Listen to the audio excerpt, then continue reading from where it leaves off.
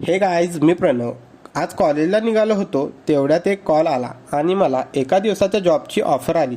मग काय, इंजिनिअरिंग करत असताना माहीत होतं की अशी जॉबची ऑफर आपल्याला मिळेल की नाही, म्हणून लगेच या संधीचा फायदा उचलला आणि बसलो गाडीत. आता तुम्ही म्हणाल की नक्की कसल्या जॉबची ऑफर आली आहे याला? तर तसं काही नाही हा, तर आपला पार्ट टाइम जॉब आहे. थोड्याच वेळात आम्ही पोचलो आपल्या साईटवरती.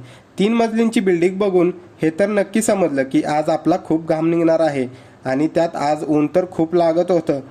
आपलं सगळं काम आपल्याला बिल्डिंगच्या टेरेसवरती करायचं होतं. मग गेलो टेरेसवरती. लागणारं सर्व साहित्य पोत्यात भरलं.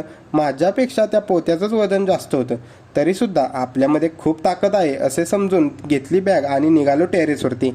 वाटत होतं तेवढं सोपं नव्हतं. खूप घाम निघाला. कसं तरी ते सामान घेऊन टेरेसवरती पोचलो. सगळं सामान खाली ठेवलं. ते झालं की आपल्याला दुसरं काम करायला सांगितलं. आता हे जे पॅनेल दिसत आहेत ना, ते आपल्याला टेरेसवरती घेऊन जायचं आहे. जरा बाहेरून दाखवलं की पॅनेल नक्की कुठे घेऊन जायचे. मग काय, सगळे पॅनेल टेरेसवरती घेऊन आलो. काम चालू होतं. खूप ऊन देखील लागत होतं. आमची चर्चा चालू होती.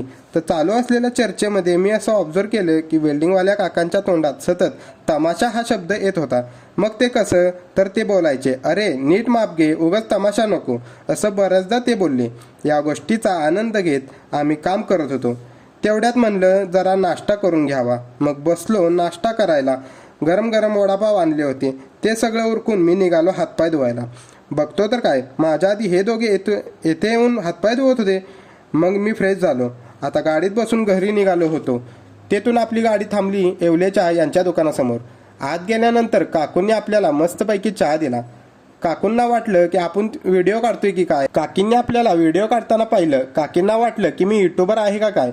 मग त्यांनी मला एक क्रीम रोल फुकट दिला. पण त्यांना कोण सांगणार, या यूट्यूब जर्नीमध्ये आपला हा पहिलाच व्हिडिओ आहे. मग सगळं उरकून आम्ही निघालो घरच्या रस्त्याला. जर का तुम्हाला हा व्हिडिओ आवडला असेल तर आपल्या चॅनलला नक्की सबस्क्राईब करा.